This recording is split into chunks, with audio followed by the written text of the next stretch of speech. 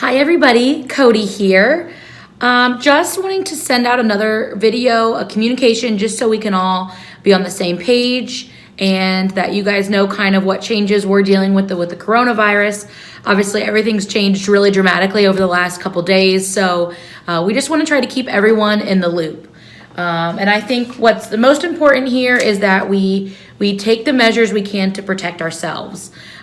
Because trucking and what we're hauling, food, is so important, especially now with everything going on. We need to do everything that we can to protect ourselves so that we can keep operating, that we can keep our trucks rolling, that we can keep our people happy and safe and paid.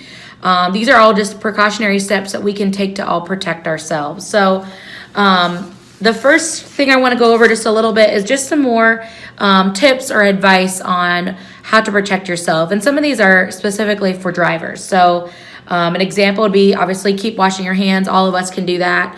Washing the insides, outsides, under the fingernails, all of the above. Keep your hands clean. On the truck, pack as much food and water as you possibly can. What we would suggest, honestly, is we would encourage you to self-quarantine in that truck as much as you can. Pack enough food, enough water to avoid truck stops and avoid going to these public germy places if you can. If you do end up at a truck stop or somewhere like that, use gloves. Get some gloves for you and use gloves to fuel up or to when you're going, into a restroom, or use like a paper towel or a tissue to turn the doorknobs. Take every step that you can to avoid those germy surfaces.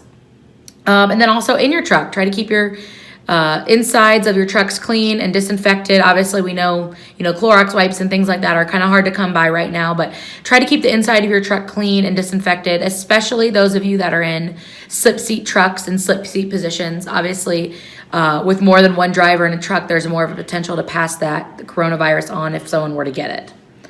And then we kind of want to let you know what we're doing here in the offices. So the vast majority of us are going to be working remotely starting tomorrow on Tuesday. So that means dispatchers, load planners, safety, accounting, marketing, recruiting. Most of us are going to be working remotely. And so that's obviously going to change how we do things and what we're doing here. So we know that there's probably going to be some growing pains or some issues with that, but we want to try to protect our people as much as we can so we can continue to deliver food.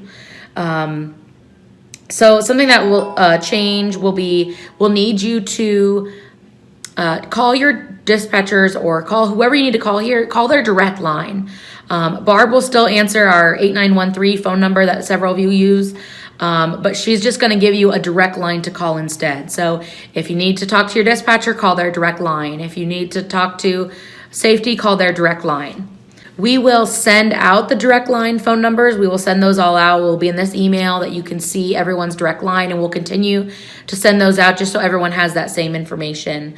But we want to try to keep everyone here as safe as we can as well. Since we will be working at home, we want to keep everyone's workspace clean. If you do happen to come here in the office, the driver's lounge will be open. We're going to try to keep that disinfected. But if you could do your part and just kind of help us, no loitering around the garage or things like that. We want to keep everyone safe, clean, and at a good social distance. We're communicating with our customers. So obviously they all have different policies and ways that they're trying to protect their own people and their own products. And we want to be respectful of those. So we just need to follow kind of what they tell us. We'll keep you in the loop as much on those as we possibly can, but just so you know that is going on. And we are letting them all know that we're working remotely and things might be a little bit different and how to contact us. So we want to try to make this as easy for everyone as possible, but we do ask for your understanding and your grace as we make this adjustment, because obviously we've never done this before. We've never thought operations or most of us for the most part could work from home. So this is going to be a growing pain. We're going to have challenges, and we just hope that you will work with us to, like we said, to keep everybody safe. And then lastly, just as kind of a reminder, obviously we want you to stay safe. If you're not feeling well, make sure that you contact the right people. Contact your doctor's office before you go in there. Let your dispatcher know how you're feeling, those kinds of things. And remember that everything with this virus is changing so fast. We are making the best decisions that we can right now for the information that we have right now. And we see that everything's moving so quickly that it's very possible that this could totally change by tomorrow. So we're just trying to provide the best and accurate information. Make sure that you stay up to date on your emails. I'm going to be sending out emails probably more frequently, some with videos, some with some more tips and tricks, things like that that we think that you guys need to know. So thank you so much, all of you guys, for helping us, for taking this seriously, for trying to protect yourselves. We really do appreciate it. So I hope you guys all have a happy and safe and healthy week.